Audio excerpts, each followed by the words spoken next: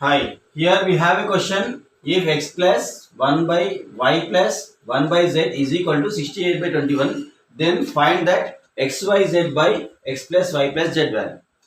How can you find this?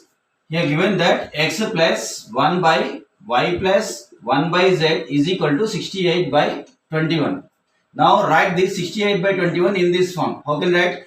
When you are dividing the 68 by 21, then you will get as that 3 plus 5 by 21. Now write this 3 as it is plus 5 by 21 you can write as it 1 by 21 by 5. Again this denominator write as in this form. What is that? 3 plus 1 by 21 divided by 5. Then we will get as that 4 plus 1 by 5.